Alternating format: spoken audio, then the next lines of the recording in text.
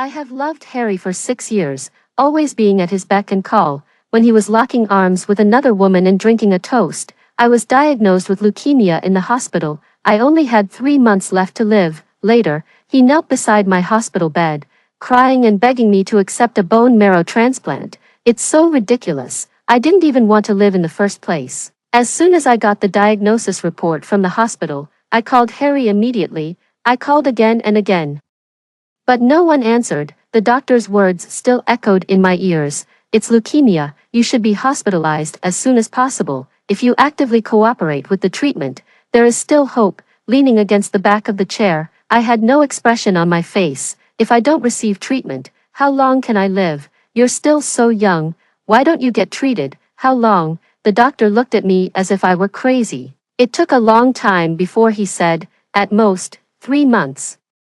I gave a grateful smile. Thank you, 3 months, it's enough. Just as I walked out of the hospital, my phone rang. The caller ID showed Harry, but it wasn't Harry's voice on the other end when I answered. Sister-in-law, Harry is drunk, please come quickly. Harry was drinking. My heart tightened all of a sudden.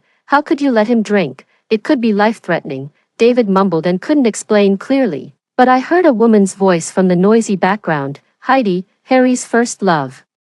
I almost forgot that today was the day Heidi returned to the country. The private room was very lively. A group of people gathered around, stretching their necks and craning their heads to make a commotion. As the male protagonist, Harry was tilting his head back, intertwining his arms with Heidi's and drinking a toast. That expression was one of satisfaction I had never seen before, accompanied by the jeers. I pushed the door open and entered. Only David called me sister-in-law, while the others looked at me with a look of watching the fun. It's ridiculous to say that after being by Harry's side for so many years, I could never fit into his circle of friends. It seemed that in their hearts, only a goddess like Heidi was worthy of Harry. Heidi turned her head and saw me. She smiled calmly and didn't care. Luna, you came, slap. Before she could finish speaking, I raised my hand and slapped her. Heidi covered her face and looked at me in disbelief. The jeers stopped abruptly.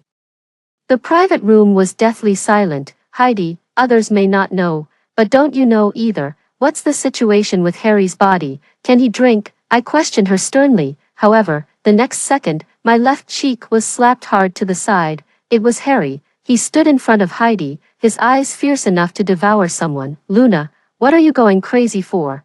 What right do you have to hit Heidi? Right? I took a deep breath and tried to suppress the sweet taste of blood in my mouth.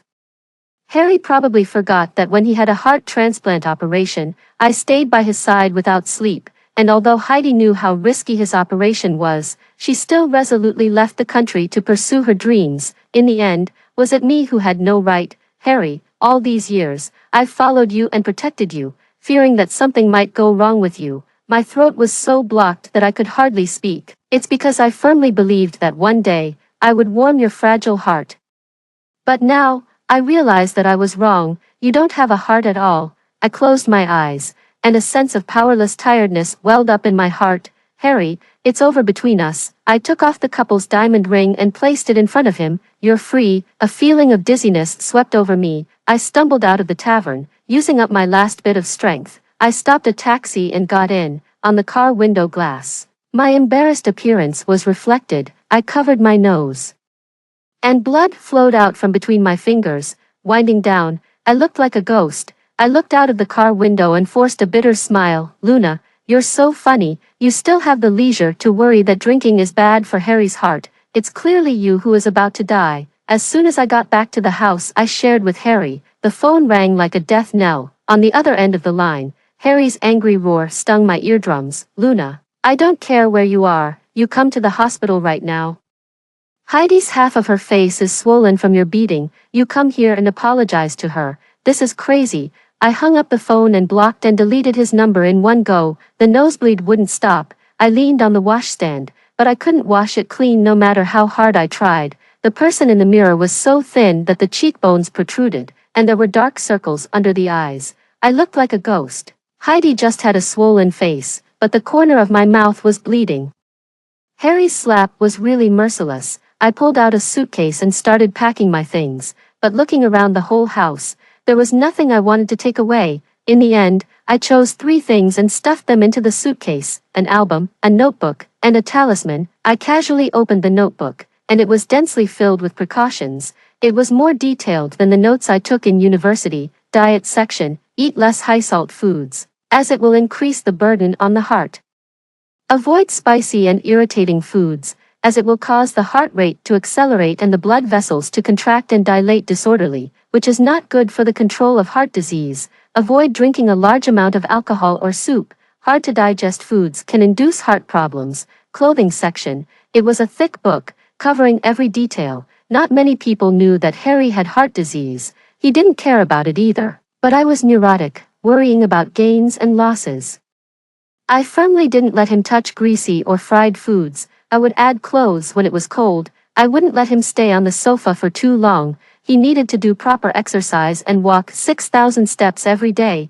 I had taken good care of him in these 6 years. Now he could even drink a toast with someone else. I placed the notebook on the coffee table in the living room, in the most conspicuous position. I took a taxi to the old urban area. I bought a house here 6 years ago. It was remote, but it was quiet. There was a silk tree in the yard, tall and big, shading half of the sky. The walls of the house were covered with photos. I sat there in a daze and looked at them for a long time. Then, I pasted the photos I brought one by one in the empty spaces. The seagulls at Dianchi Lake in Yunnan were like clouds covering the sky. The sky in Inner Mongolia seemed so low that it was about to press down. The lake water in Qinghai was so deep that it was green, and just one look made me dizzy. We had good times. The year we went to the ancient town of Lijiang, we strolled hand in hand in the winding alleys. There were many old ladies setting up stalls in the alleys.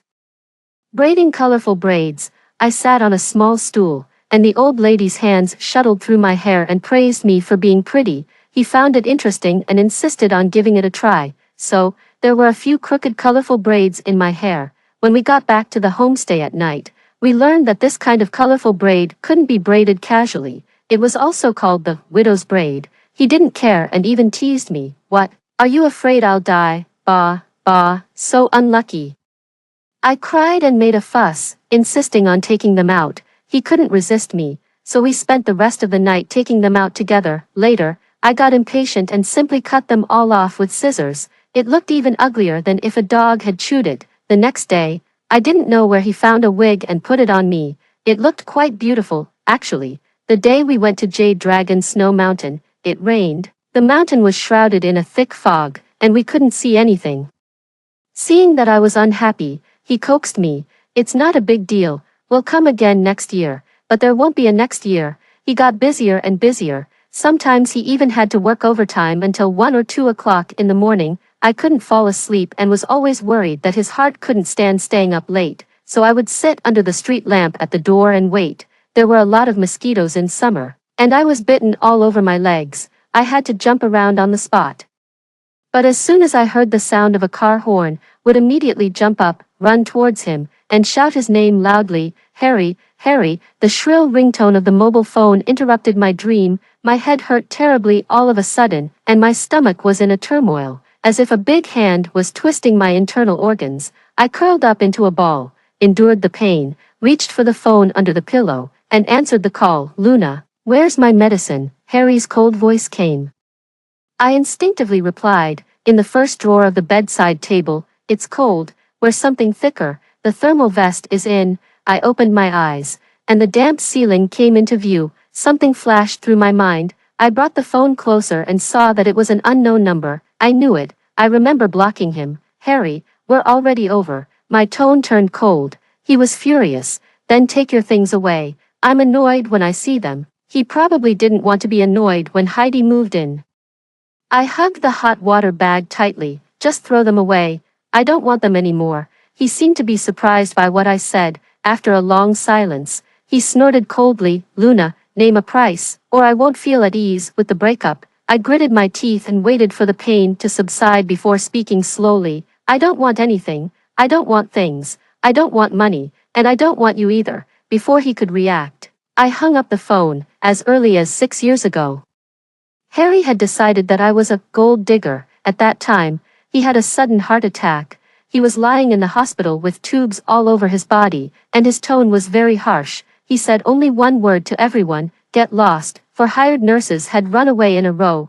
I was the fifth one. He had a bad temper and would throw things when he got angry. The little nurses were all afraid of him, only I couldn't be driven away, no matter how much he beat or scolded me. Once, he suddenly lost his temper and knocked over the hot porridge in my hand. The sticky soup stuck to the back of my hand, and it turned red immediately, but I didn't care about the pain. I was just worried about him. "Are you not feeling well? Should I call the doctor?" His throat rolled up and down, and he turned his face away. "Why didn't you dodge?" "If I dodged, who would take care of you?" "Stop pretending, Luna. Don't think I don't know that you're doing all this for the money." Yes, I was doing it for the money. As long as he was okay, he could say whatever he wanted about me. Harry probably didn't know that I always liked to carefully lean close to his chest when he was asleep and listen to his heartbeat. Harry, I called him affectionately, listening to his thump, thump, thump heartbeat and feeling that he was still alive. I was happier than anyone else,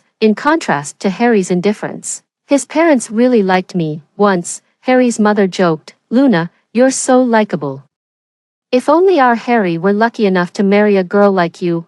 I smiled and pursed my lips. Harry looked at me gloomily from the side.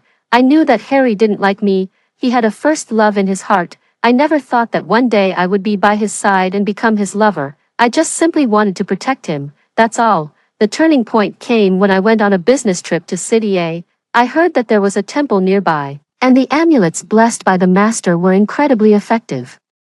I ran up the mountain road several times and finally got one for Harry. For this, I got a scar on my forehead. When I gave it to Harry that day, his eyes turned red all of a sudden. It seemed that he was touched by me, but I knew that a photo was going viral in the classmate group. It was a photo of Heidi having a blonde and blue-eyed boyfriend abroad. The two of them were passionately kissing on the street as if no one else was around. It was said that they were about to get married. Harry was a bit crazy that day. He asked me again and again, "Luna, would you like to be with me?" My throat was dry, and I nodded again and again. Of course, I had never hesitated when it came to him, but in the 6 years since he had been with me, he had never once said that he liked me. Shortly after living with Harry, I asked him for $500,000. I bought this house with that money. He never asked me why I needed the money when I asked him for it, but the disdain in his eyes made me sad. In his eyes, I was probably very ugly. I stayed at home in the house for half a month. At first, with those beautiful memories, the days weren't too difficult, but gradually, I started to have frequent fevers and dizziness. My hair fell out in large handfuls, not to mention the stabbing pain all over my body, which tortured me so much that I felt like dying. Painkillers became my only salvation. I increased the dosage from 3 pills a day to 6 pills, then 12 pills, half a month later. Harry found me. At that time, I was sitting in a small and shabby restaurant, ordering a few home-style dishes. Actually, I didn't have much of an appetite. I just felt that this restaurant had some special meaning. Outside the glass, a black business car pulled over. Someone sat down opposite me. "You're really here." I looked up and met Harry's eyes. "Why have you lost so much weight?" My hand holding the chopsticks trembled, and I didn't say anything. "How long are you going to hide from me?" Seeing that I didn't respond, he raised his voice, attracting the attention of the people around. "Let's forget about the past. You come back with me today, and I can overlook it." I put down the chopsticks with a bang. And I completely lost my appetite. I left the money on the table, stood up, and walked out of the restaurant. But I hadn't walked a few steps when Harry grabbed my wrist. He was furious. "Luna, there's a limit to your acting up." I stumbled. My suddenly went dark in my eyes, and people and objects were like they were covered with a mosaic, blurring for a moment. But even so, I still forced myself to shake off his hand. "Harry, how many times do I have to say it? We have nothing to do with each other anymore." I pointed at the woman who rolled down the car window in the back seat of the black business car. "You already have Heidi. Please don't bother me anymore in the future." Okay, maybe there was a hint of pleading in my tone, and Harry's expression softened a bit. He looked at me quietly, as if trying to tell whether I was telling the truth or not. How ridiculous. Since I was told by the doctor that I only had 3 months left to live, I had decided. In my last moments, I just wanted to be alone, quietly. No one should come out and stir up my emotions. Harry, he didn't deserve it. Harry, Heidi never got out of the car, only half of her fair little face was exposed. Through the car window, she called him from a distance. Harry left, watching the car drive away. I felt a bit ironic. It turned out that Harry could also be obedient sometimes. It just depended on who it was. In the evening, I took a taxi to the city hospital, hoping to get some more painkillers. Luna, I turned around and saw Dr. Sam. He was Harry's attending physician. Previously, when Harry's condition was unstable, I would go to see him every now and then, and I could blurt out the tongue-twisting names of the medicines. He laughed at me, saying, "Relax, you're more nervous than Harry." Now, although I was wrapped up and had pulled the brim of my hat down low, he still recognized me at a glance. "Long time no see, do you have a moment to talk?" I didn't have the heart to refuse. As soon as he sat down, he got straight to the point. "What's going on between you and Harry recently?" "Nothing, we're adults. When it's not a good fit, we break up."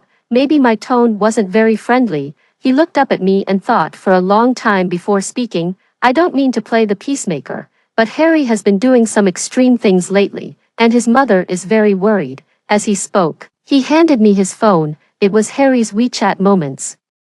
The latest post was a photo of him and Heidi at Disneyland. Behind them was a towering drop tower, and in the distance, the silhouette of a roller coaster could be seen. Lena Bell was placed between him and Heidi, with a happy and cute smile on its fluffy face. The caption read, "Let's do something exciting." I couldn't help but clench my palms. "He's really risking his life. You know him best. Can you please persuade him, Dr. Sam?" I interrupted him and entered Heidi's phone number into his phone. "In the future, for matters related to Harry, you can contact her. She's the one who can make him listen." I found a photo studio and went to take a portrait for the tombstone. I hadn't originally planned to do this. Taking a portrait for the tombstone was like a premonition of death, and I instinctively avoided it. But an accident happened the night before. I got up to drink water in the middle of the night and fell down. I got a cut on my knee, and the blood kept flowing. It soaked through my pajamas and then onto the floor. My limbs ached as if they were being torn apart, and I couldn't get up. I could only lie on my back on the floor for the whole night. The people in the photos on the wall looked at me under the dim yellow light, and their eyes seemed filled with sorrow. It wasn't until dawn that I had the strength to get up and prepare to take the portrait for the tombstone. When it was going to be hung on the wall, I vainly hoped to look a bit more presentable. As usual, my mouth was full of blood when I brushed my teeth. It was really strange. Clearly, I hadn't undergone chemotherapy, but my hair was falling out in large handfuls, my eyebrows were gone, and I looked like a skeleton wearing human skin. I put on a light makeup in front of the mirror, but I still looked extremely ugly. When the photographer heard that I wanted to take a portrait for the tombstone, he confirmed again. "A portrait for the tombstone, are you sure?" I nodded. Seeing my emaciated appearance, there was a bit more pity in his eyes, and he led me into the photo studio. In the adjacent photo studio, a shoot was also taking place. It seemed to be a wedding photo shoot, and it was very lively, with laughter one after another, filled with a cheerful atmosphere. The process was quick. In the photo, I curled up the corners of my mouth, and there was a smile in my eyes and brows. But I was too thin, and there was an indescribable sense of tiredness. It was a pity that the lipstick was applied in vain. Holding the photo and walking out, I passed by the adjacent photo studio and couldn't help but stop. The door wasn't closed tightly, and voices came out. "Wow, Heidi, you look even better in this dress than the model. It's amazing." When Harry comes later, he'll be completely mesmerized. It's been almost 2 hours. Harry should be coming soon, right? Through the crack of the door, I could vaguely see Heidi's figure. Surrounded by a group of her girlfriends, she had a delicate makeup, looked extremely happy, and was wearing a long wedding dress. Twirling in front of the mirror, my legs went weak, and I leaned against the wall to steady myself. A wave of nausea rose in my throat again. I gripped the amulet tightly. Memories were instantly pulled back. This photo studio was owned by his friend, although it was in the old urban area. It had a long history, moreover, as it had been passed down from father to son.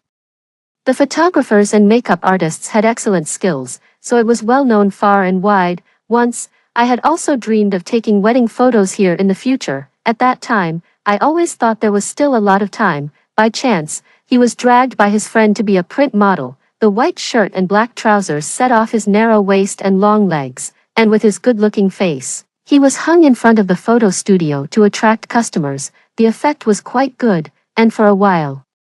The photo studio was bustling with people. Later, they needed a wedding dress model, and he recommended me to go. I walked out from behind the curtain wearing a wedding dress and couldn't help but complain, "It's choking me, this wedding dress fits too well." He had been lazily leaning against the sofa with his hands supporting his face, not knowing what he was thinking, but at that moment, he suddenly stood up. In the huge floor-to-ceiling mirror, he was dressed in a suit and stood upright.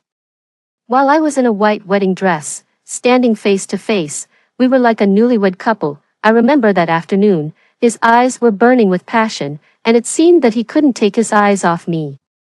After a long while, he smiled and said, "My little bride." I almost had an illusion that he was about to cry. Unfortunately, it rained heavily that day, and there were problems with the photo studio's equipment, so the wedding photos weren't taken. Perhaps this was fate. I was destined not to have the luck to wear a wedding dress and hold my lover's hand to promise a lifetime together. When I got to the door of my house, there was vaguely a person standing there. When I got closer, I realized it was Harry's mother. She was wearing a fur coat and rubbing her hands because of the cold. Another person coming to persuade me. As soon as she saw me, she quickly came up to me. "Luna, I've been waiting for a long time. You're finally back." She affectionately tried to take my hand. I put my hands in my pockets and looked at her expressionlessly. "Auntie, do you have something to talk to me about?" Seeing my cold attitude, she withdrew her hand awkwardly. "Luna, over the past few years, you've been so good to Harry. I only recognize you as my daughter-in-law.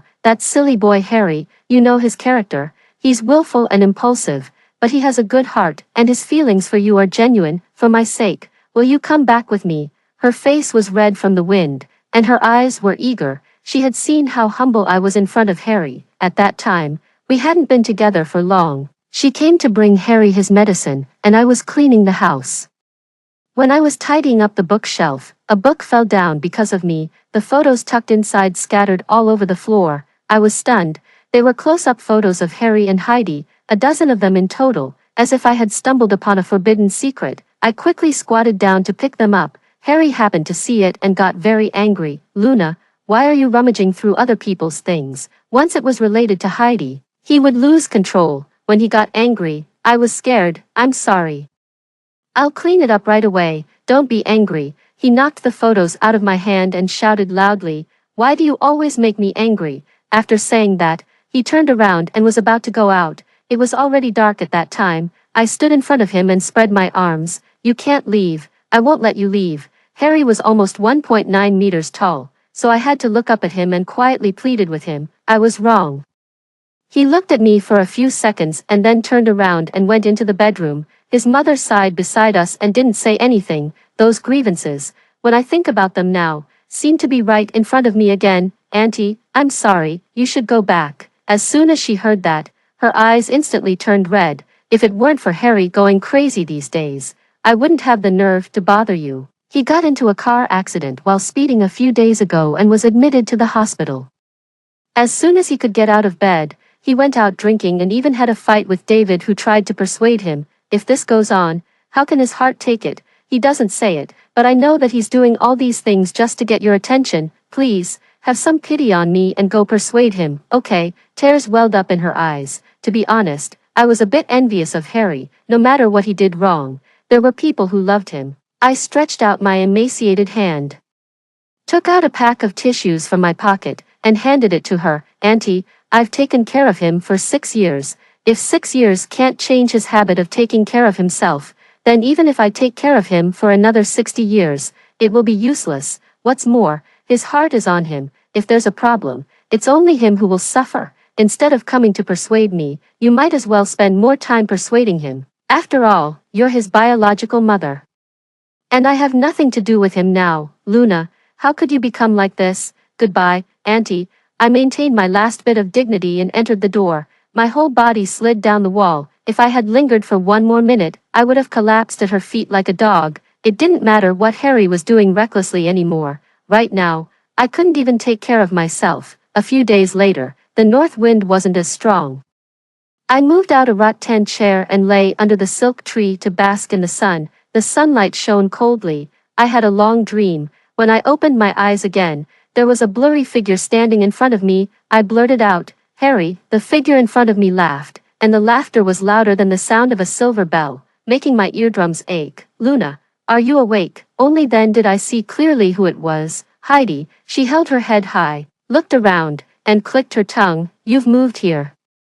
You really know how to choose a place. I saw you near the photo studio last time. I thought I was mistaken. With your current appearance, I'm afraid even Harry wouldn't recognize you." I stared at her bright red lips opening and closing, and finally frowned. "What exactly do you want to say?" "Oh, I almost forgot." Heidi took out a red invitation card from her Hermes bag. "I'm here to give you an invitation." "What kind of invitation?" My mind was half a beat slower.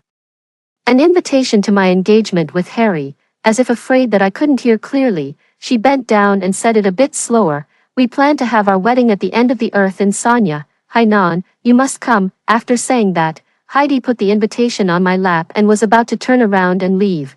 But I grabbed her arm. "No, you can't." I stood up a bit too suddenly, and my vision went completely white. I couldn't see anything. But I still gritted my teeth and repeated in Heidi's direction, "No, you can't."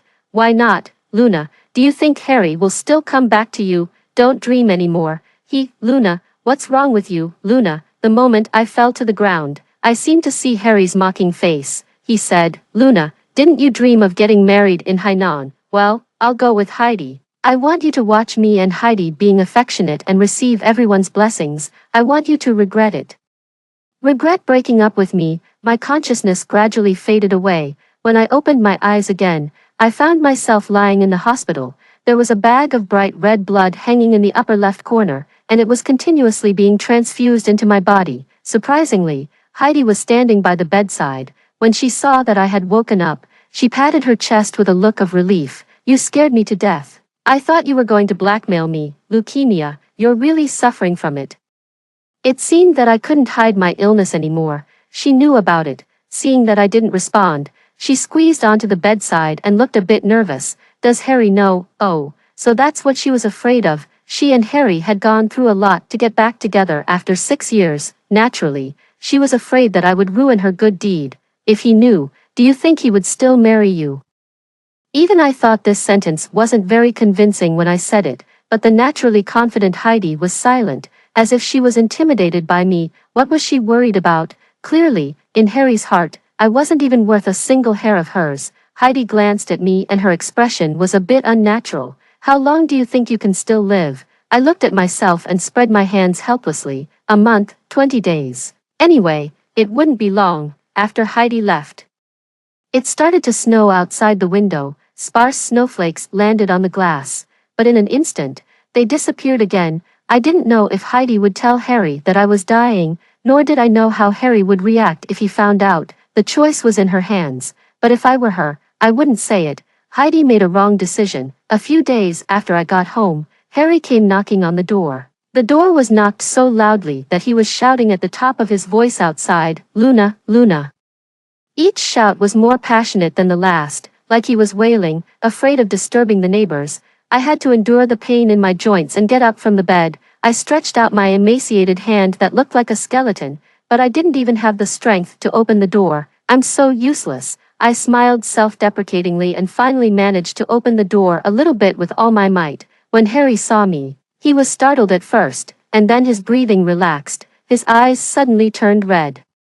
"Why didn't you tell me?" In the 6 years I had been with Harry, I rarely saw him in such a vulnerable state. So the words, "Is it necessary?" got stuck in my throat and I couldn't say them. We were at a standstill for a few seconds. Then, Harry returned to his usual arrogant look, frowned, and shouted loudly, "Luna, what do you take me for?" If Heidi hadn't told me, were you planning to hide it from me for the rest of my life? How could you be so cruel? In the past, I always gave in to him because I was worried about his heart condition and never raised my voice at him. Now that I was on the verge of death, I had nothing to worry about anymore, so I might as well just let it go. "Have you finished? If so, get out. You're so annoying." I didn't know which word stimulated him, but his body swayed, and it seemed that he was about to lose his balance. His eyes fixed on me tightly, and the corners of Harry's eyes turned scarlet. After a long while, he managed to squeeze out a sentence from his throat. "Luna, you're being too willful." come to the hospital with me now." As he spoke, he tried to pull me, but I dodged. These two people really are a good match. One came to give an invitation, and the other came to show concern at the end of my life, afraid that I might live too comfortably. I didn't have the strength to argue with him. I waved my hand like I was shooing away a fly and was about to close the door, but Harry got anxious. He put his hand on the door frame and tried to squeeze himself through the crack of the door. "How can it not be my business, Luna? Don't be so stubborn with your own body. Come with me now. I'll take you to the hospital. I've invited the top expert team in the country. If it doesn't work here, we'll go abroad." Doesn't this person understand what I'm saying? I ignored him and closed the door with more force. The gap of the door became narrower and narrower. His hand was squeezed out of shape.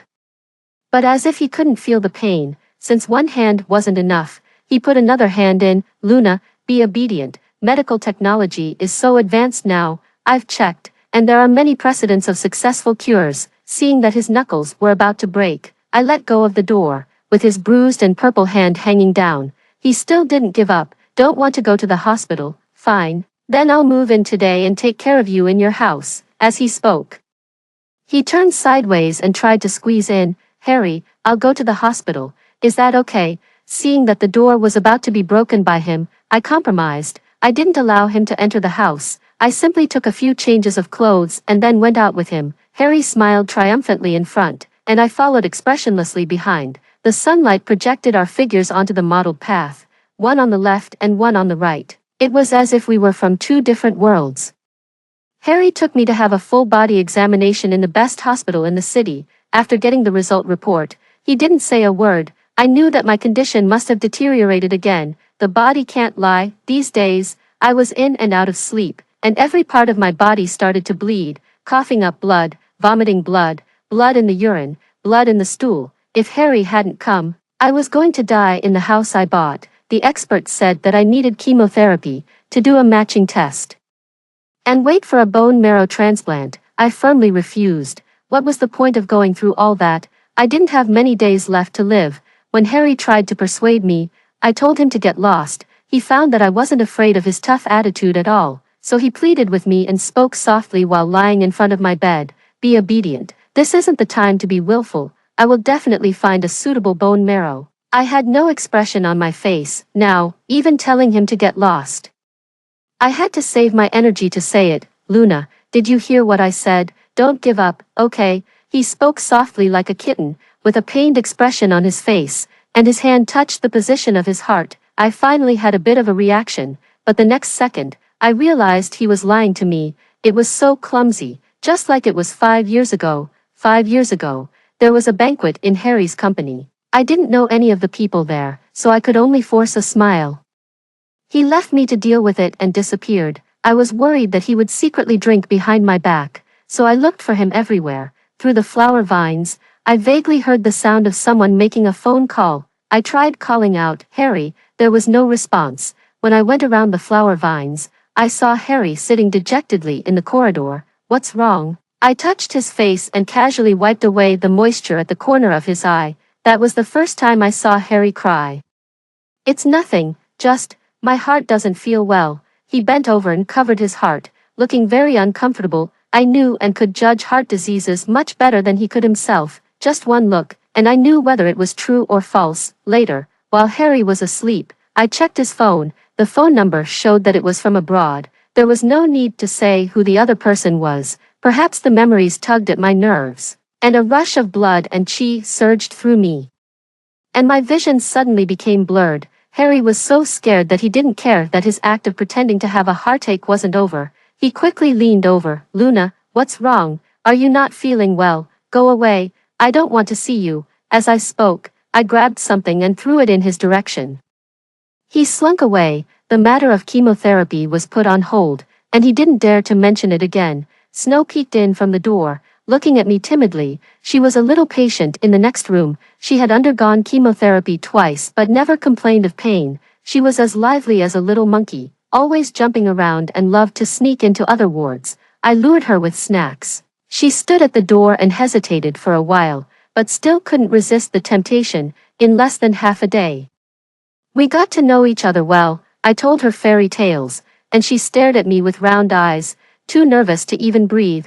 Harry pushed the door open and interrupted my story. I gave him an impatient sideways glance. He pursed his lips, put down the fruits, and then silently went out. The story continued. Snow kept glancing at me, looking like she wanted to say something but held back. I asked her, "What's the matter?" She pouted and thought for a long time before saying, "That handsome brother is really strange. The nurse sister said that when you were asleep, he kept looking at you and sometimes cried and sometimes laughed. He probably thought I was asleep, but what he didn't know was that I hadn't been able to fall asleep for a long time. Morphine no longer worked. Before he came last night, I had taken a sedative before lying down. In a daze, there was a pair of eyes firmly fixed on me. The gaze was too straightforward, like an incandescent lamp. After a while, I vaguely heard sobbing sounds, like the mournful cries of small animals. I thought I was having auditory hallucinations. Now that I thought about it, that person was Harry. When Harry came again, he brought me some porridge. I pretended not to see the burn on his finger and made an excuse that I had no appetite. After he left, I poured all the porridge into the trash can. I didn't want to touch anything of Harry's at all. He seemed to sense something. The next day, he stood beside me like a statue, urging me to eat. "You haven't eaten anything today. How about drinking some porridge?" He coaxed me like a child, bringing the spoon to my mouth, with a pleading look in his eyes. Harry seemed like a different person. He had never said the words, "How about," to me before. I stared at him steadily and then raised my hand to knock over the bowl in his hand. The boiling soup spilled out, and his skin was scalded red, but he was like a child who had done something wrong.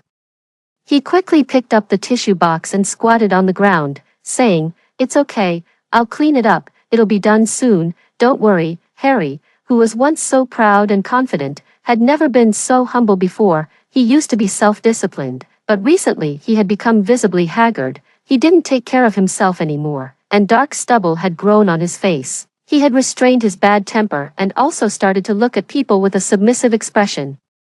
But I just couldn't talk to him nicely. The pain and illness had worn away my patience infinitely. As soon as I opened my mouth, I wanted to lose my temper and couldn't control it at all. I vaguely realized that the current Harry was becoming more and more like me in the past 6 years. Heidi came, but Harry blocked her outside the ward. The two of them quarreled fiercely, and I vaguely heard Heidi crying, "Even if you don't think about me, don't you think about Auntie?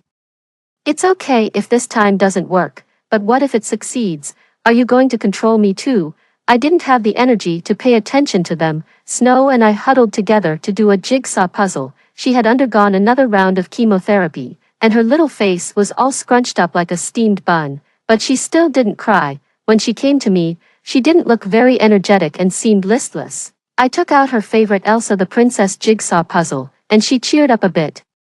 Her attention was drawn to the argument outside the door. She pricked up her ears and listened for a long time. Suddenly, she said, "The handsome brother loves you to death." I was amused by her grown-up tone. "You little kid, do you know what love is?" She was unconvinced and blinked her big eyes, saying, "Of course I do. My mom loves me. She wants me to live and is willing to give me her blood." The nurse sister said that the handsome brother also wants to give you blood.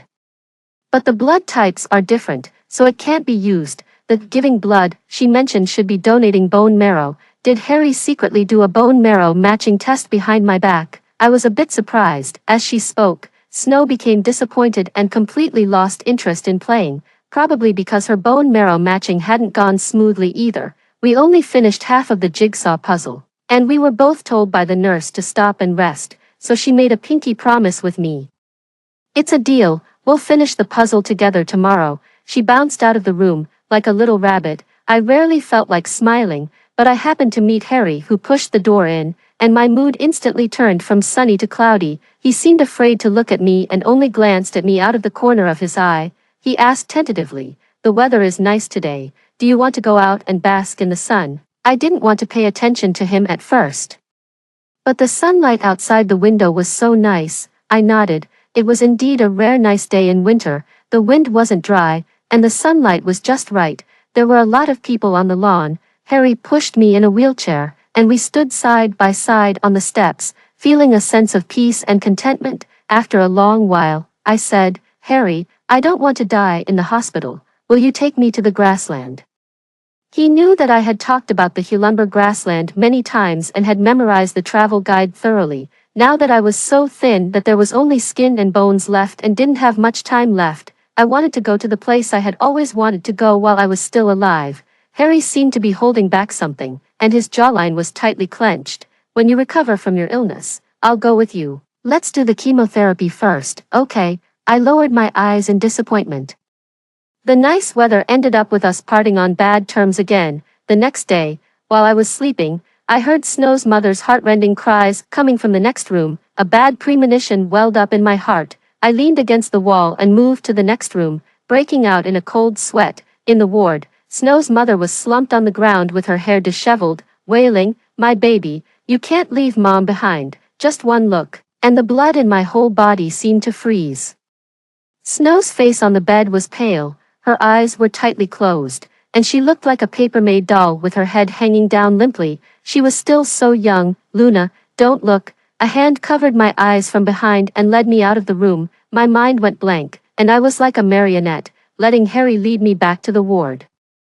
The jigsaw puzzle was still scattered on the table, half of it incomplete. It would never be filled in. Harry hugged me from behind. I suddenly laughed nervously and turned to look at him. "It doesn't matter. In a few days, I'll meet Snow again. It won't be too late to finish the puzzle together then." "Luna," Harry called out urgently, and his tears fell on my neck. Strange, I didn't cry. Why was he crying? "We'll go to the grassland together. We'll leave tomorrow," Harry suddenly said. Snow's mother's cries still echoed in my ears, and I heard myself say, "Okay." Actually, even if Harry didn't accompany me, I was going to go by myself. The day before Snow passed away, I had already booked a flight ticket to Hylar. I just wasn't sure if I could survive getting off the plane on my own. When we arrived in Hylar, I was so tired that I could hardly speak. Harry looked very anxious. "I've booked a hotel. Let's take a rest today, and we'll go to the grassland tomorrow, okay?"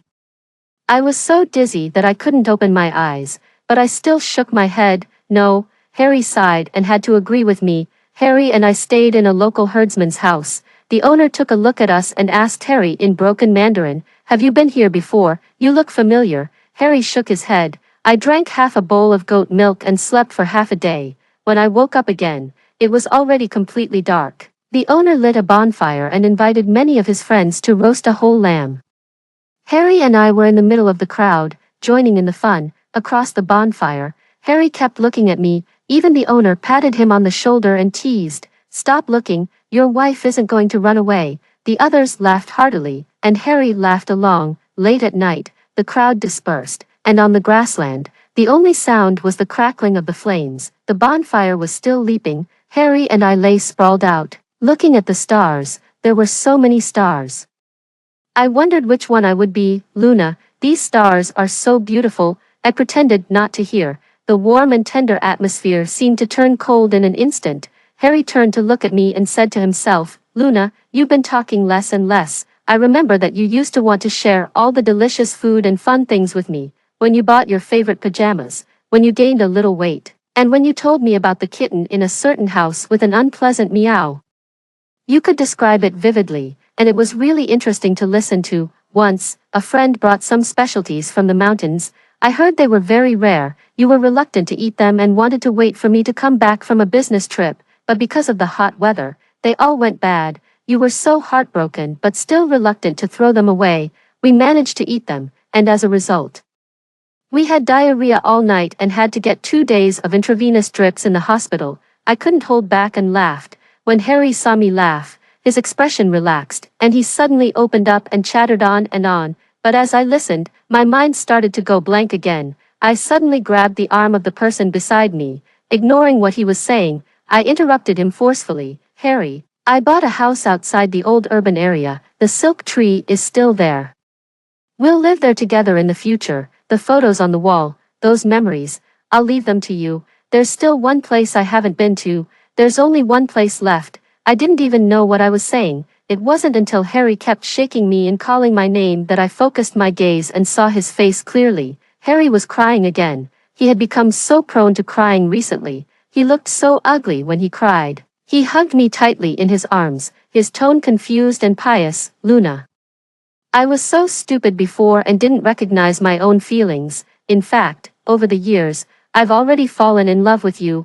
I've never let Heidi into our house, and I won't marry her. Please believe me." He looked at me nervously. "Okay, I believe you." Before going to bed, I handed Harry a glass of milk and watched him drink it. I let out a long sigh of relief. The flames gradually went out, and I asked the owner to call me a car. The car sped through the night, and the yurts in the distance got farther and farther away. I deleted the chat window with my college friend Lily. She told me that Harry had secretly contacted her and told her about my illness. He also said that fortunately, a suitable bone marrow had been found, and he had contacted the local hospital for the operation. He also asked them to keep it from me and come to see me. Lily had just given birth to a baby and hadn't even finished her confinement period, so she couldn't come. She was still worried about me and told me to take care of myself. Her daughter was still waiting for me to be her godmother. She didn't know that I had never planned to have the operation. Harry wouldn't wake up until tomorrow. He had drunk the milk with sleeping pills in it. By then, I would be thousands of miles away at the seaside, fulfilling my last wish. I had been thinking about it for so long, and even in my dreams, I could smell the salty taste of the sea breeze hitting my face. Finally, I arrived at the seaside. It was like a flash of vitality before death, and I felt much better in spirit. The deep blue sea surface, like a reflection of the sky, extended all the way to the horizon. Wave after wave rushed up, covering my feet. It was icy cold, but I couldn't bear to step back. I remember once attending a friend's wedding. As I watched the bride, groom, and the MC's formal dialogue on the stage, I couldn't help but turn to the person beside me and say, "Harry, on our wedding day, I definitely don't want to recite lines on the stage. It's so embarrassing. I want to be by the seaside, with the sound of the waves as the background, and the heaven and earth as witnesses, and the seagulls as the matchmaker. I will say, please take care of me for the rest of my life." He smiled and stroked my head, saying, "Okay, I'll do as you say. Now, I'm here. The sunlight is just right, and the sea breeze is gentle, like a fish." I plunged headfirst into the icy seawater. I stretched out my limbs and didn't struggle. Many scenes flashed through my mind like a revolving lantern. The noisy people and things in the world all quickly receded, getting farther and farther away. Those intense feelings of love and hate also faded away. The seawater enveloped me, tenderly and silently. In a trance, the light of the sky suddenly spilled, and the halo became softer and softer. A person walked out of the light. He was wearing a formal groom's suit and looking at me with a smile on his face. It seemed as if he had been waiting for a long time. Joy almost overflowed from my chest. I grabbed the long skirt of my wedding dress and crashed into his arms like a little bird. "Luna, please take care of me for the rest of my life." Extra story of Harry. Luna lied to me. When I woke up at dawn the next day, she was already gone. The host said that she left by car in the middle of the night, and he didn't know where she went. I frantically searched everywhere, but she seemed to have vanished into thin air, not even leaving a trace. When I called the police, I was like an irritable husband who had quarreled with his wife. I was cursing while explaining what had happened during our last meeting. As I was talking, I suddenly froze. Her incoherent words from last night echoed in my ears. "There's still one place I haven't been to. There's only one place left." I seemed to know where Luna had gone. On the way to Hainan, I contacted the police in advance and reported my wife as missing. So almost as soon as I got off the plane, I received a call from the police. I thought they had found Luna, but the result was, the deceased has been determined to have committed suicide. We are currently salvaging the body. Please accept our condolences. A suitable bone marrow match had been found. I confessed my feelings to her. She smiled at me, and she even said that we would live together in the future. Everything was developing in a good direction. It must be a nightmare. My legs went so weak that I couldn't stand. The policeman vaguely supported me. After making sure I was standing steadily, he handed me the amulet and the mobile phone, saying that these two things were the only ones found by the seaside. The amulet was worn out, and one corner of it was wet from the seawater. She had climbed the mountain several times to get it, and she even had a scar on her forehead, but I had casually thrown it on the shelf and had never worn it. Yes, I didn't treat her well. At that time, Heidi swaggered through the streets with her blonde and blue-eyed foreign boyfriend. I was insanely jealous, so I shamelessly took advantage of Luna. She seemed very happy and didn't seem to care at all. She would follow me around all day, constantly calling, Harry, Harry, full of energy as if she never got tired. She could sort the medicines into different categories, and she could blurt out the tongue-twisting names of the medicines and their effects, which even surprised the attending doctor, like coaxing a child. Every time I took my medicine, she would happily stuff a piece of fudge into my mouth and say, "Great job, here's a reward." She would study recipes, prepare clothes of appropriate thickness, and drag me out for walks. She never deliberately brought up my taboo heart problem, but she could always take good care of me. I don't know when it started, but my heart began to be restless. It always beat erratically, especially when she smiled at me. It made me feel both sweet and uncomfortable. Now, she will never smile at me again. In order to provoke her, I deliberately said that I would bring Heidi to the seaside to hold a wedding. Heidi must have told her about it. What was her mood like at that time? She must have been very sad, so she came to Hainan alone and chose to die in the sea. Was it revenge on me? Luna, how could you do this to me? How could you do this to yourself? Just as I walked out of the police station, I received a call. Is this Mr. Harry? Hello, I'm from the wedding planning studio that Miss Heidi contacted before. Our staff have all arrived at the end of the earth. May I ask when you and your wife will get lost? I said, get lost, get out of here. Along with the beeping sound of the phone being hung up, my heart ached again, thinking about it. My life is quite absurd. The only wedding photos I have were taken with Heidi. My mom liked Luna and always urged me to get married quickly and then give her a chubby grandson. But I always thought that Luna was whispering in my mom's ear behind my back. I even got angry with her because of this. Luna, don't think I don't know that you're the one egging my mom on. Luna, do you really want to marry me that much?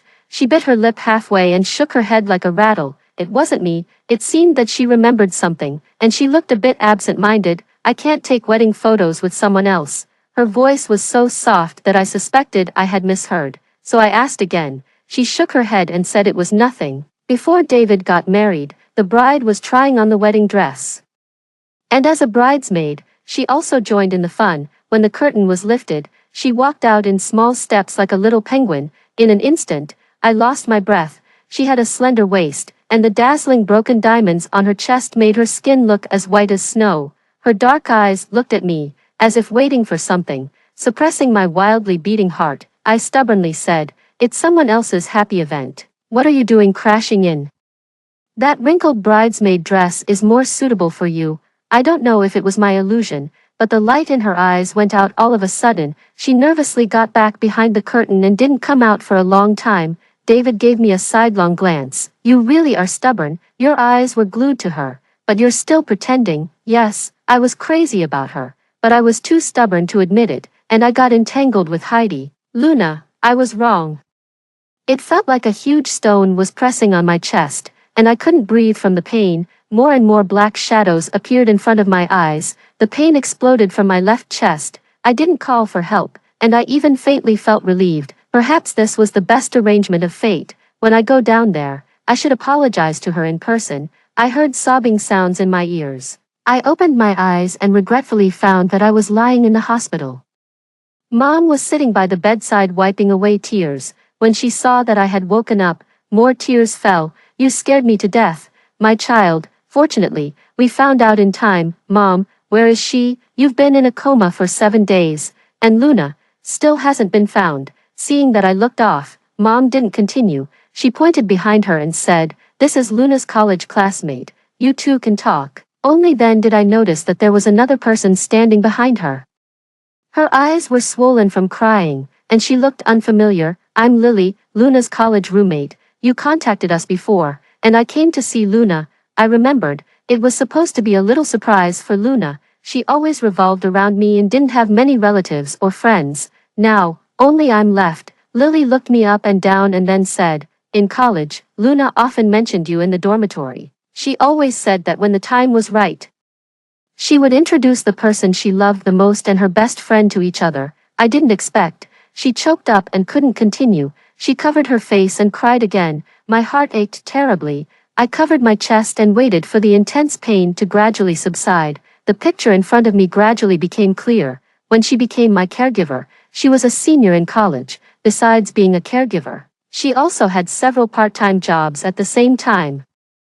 Sometimes when I couldn't see her, I was so annoyed that I simply drove my Bugatti to the school gate to wait for her. After sending away several girls who came to chat me up one after another, the door of the passenger seat was suddenly opened. A person wrapped up tightly got in. Before I could say anything, she suddenly pulled down the scarf on her face, revealing a pair of almond-shaped eyes. "Don't shout, it's me." I was confused. "What are you doing? You're acting so mysterious." When someone passed by the car, she immediately covered herself up again. "No, no, it's too high profile. I'm afraid there will be rumors in school tomorrow that I'm being kept by someone, and it will affect my chances of getting the scholarship." All she could think about was money. I was so angry that I asked her, "Then what kind of vehicle do you think won't affect your noble reputation when picking you up?" "Actually, it's not necessary," seeing that I was getting angry. She immediately added, "It doesn't have to be so fancy. A bicycle is fine. It's simple and romantic." "You're ungrateful." When I came to pick her up again, I stood at the school gate pushing a bicycle. She looked at me curiously. "Why are you pushing it?" Then she suddenly opened her eyes wide. "You can't ride it, can you?" I nodded resentfully. She wanted to laugh but didn't dare to. She held it in so much that her face turned red. Okay, I can ride it. I'll give you a ride." She nimbly got on the bicycle and then looked back at me. "Come on, young master." I was too lazy to argue and sat on the back seat. The bicycle nimbly shuttled on the asphalt road outside the school. There were sycamore trees planted on both sides, and they had just sprouted new leaves. There were a lot of people coming and going. She rode very fast and almost hit someone coming from the opposite direction. She suddenly braked, and I involuntarily put my arms around her waist. It was slender and could be easily encircled with one hand. She didn't say anything, and I was lost in thought the whole way. Later, as we met more often, I never went to the school gate again. The thumping in my chest, the heartbeat of a young man, suddenly became clear. The throbbing at that time was like the young shoots on the sycamore tree, too small to be seen clearly. After Lily left, many people came and went. They all advised me to look forward. I looked out the window and remained silent. I also want to look forward, but in front of me, it's pitch black. That lively person will never stop and wait for me again just because I'm walking slowly. Under the pillow was her mobile phone. The screen was locked. I tried her birthday. It was wrong. I was stunned for a moment and then entered my own birthday. With a crisp sound, the lock was successfully unlocked. There was a strange feeling surging in my heart again. I pressed my chest and slowly flipped through her mobile phone. There was almost nothing in it, and even the photo album was empty. The last call record was to a strange number without a note, and there was a number marked next to the number, 2291. She had called this unmarked number 2,291 times, and all of them were marked in red. Not a single call was connected. Who was this number for? I unconsciously rubbed the screen and accidentally clicked on the memo. The voice notes in the memo were full. Her voice was very sweet, and it seemed to be filled with a smile. I listened to them one by one. "The weather will be bad tomorrow. It might rain a little. Remind Harry to bring an umbrella." The dragon fruit I bought from the supermarket today. When I checked, I was shocked. It's a high-sugar fruit. Harry can't eat it. I must ask clearly before buying next time. I can't make such a stupid mistake again. My heart ached again. "Harry, remember when you fell asleep on the tree branch when you were a child? No matter how much I shouted, I couldn't wake you up." I was so stupid. I frantically called all the adults in the village and said you were gone. Haha, I'm sorry. Also, I miss you so much. When we were children, I listened to a few more notes one after another. They were all about things that happened when we were children, like stealing watermelons from other people's fields and getting caught, catching and roasting insects on the ridges in the rain, and chiseling fish on the thick ice in winter. She called me Harry. But these were all things I wasn't familiar with. I suddenly remembered that night when she grabbed my hand and said in a daze that she had bought a house in the old urban area and that we would live there together in the future. I covered my face, and tears fell again. My Luna. Her memory was all messed up because of her illness. After being discharged from the hospital, I went to the house she bought in the old urban area. Sure enough, there was a silk tree, which was tall and big. After hesitating for a moment, I walked into her house. The house wasn't big, and the furniture and furnishings were simple. There were no unnecessary decorations. The door of her bedroom was tightly closed. When I pushed the door open, the photos all over the wall caught my attention. I felt a mix of emotions in my heart. In the past 6 years, we had been to many places. I gently stroked each photo. In the alleys of Yunnan, every random shot was a beautiful scene.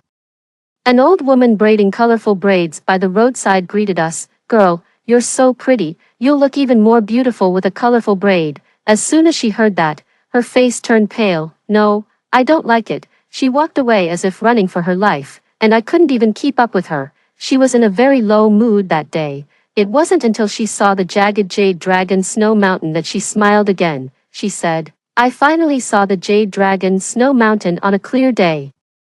As she said that, she continuously pressed the shutter and took a lot of photos. I was curious. "Have you been here before?" She smiled but didn't say anything. As I was looking, a photo of a strange man came into view. He was tall and thin, had single eyelids, and had dimples when he smiled. He had a charming and somewhat naughty look that was popular. 1 photo, 2 photos, 3 photos. I counted them, and they took up half of the wall. In each photo, he was smiling sweetly, as if full of love for the person behind the camera. When she was tortured by the illness, as soon as she looked up, she could see him.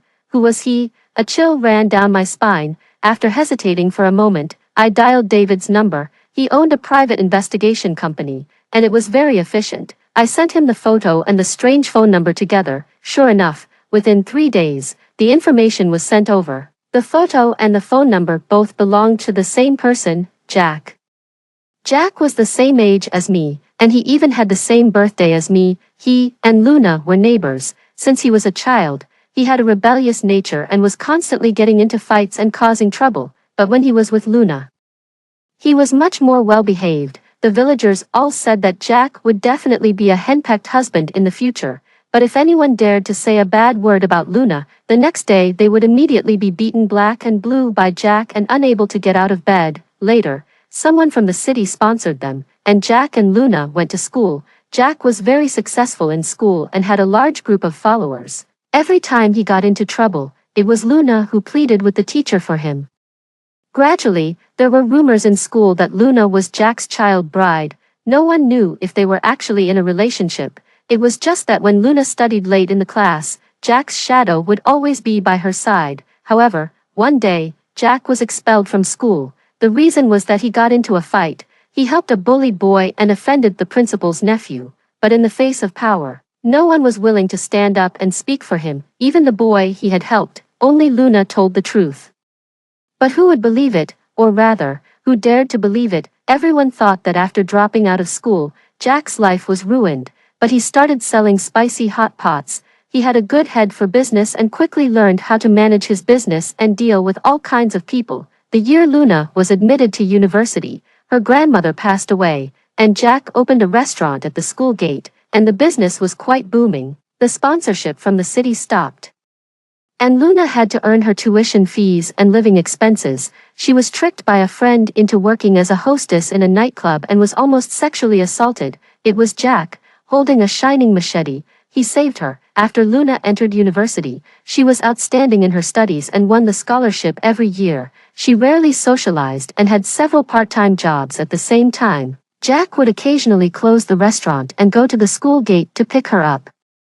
He was afraid that he would smell like food, so he never got close to the school gate and just waited from a distance. He rode a bicycle and gave Luna a ride. They passed by the road lined with sycamore trees. With the money saved from selling spicy hot pots, he took Luna to see many beautiful scenery. The days were getting better and better, and the two of them also discussed getting married in Hainan. But at this moment, Jack died, right next to his spicy hot pot store.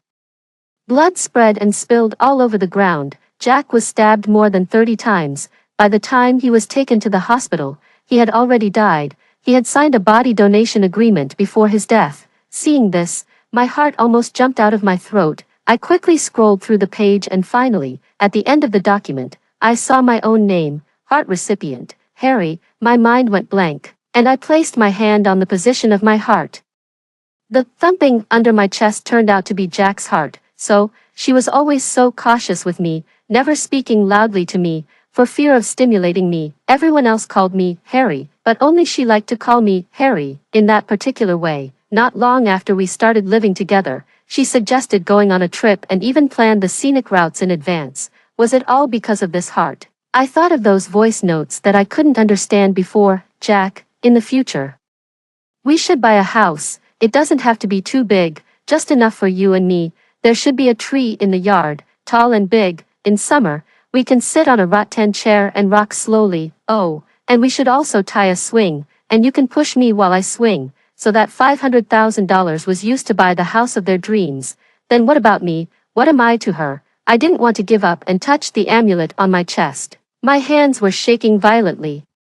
I had to find something to prove her true feelings for me, but when I opened the note inside the amulet, what I saw were Jack's name, birth date, and birth hour. Luna, you liar. I covered my heart and rushed out the door. Luna, why did you lie to me? Was all the kindness you showed me fake? How much of your feelings for me were real? Did you ever love me at all? Luna, come back to life. Tell me, Luna, after hearing the story above, what are your thoughts? Feel free to share your opinions in the comments section. Looking forward to hearing from you. If you liked this story, don't forget to like it, share it, and subscribe to my channel. See you next time.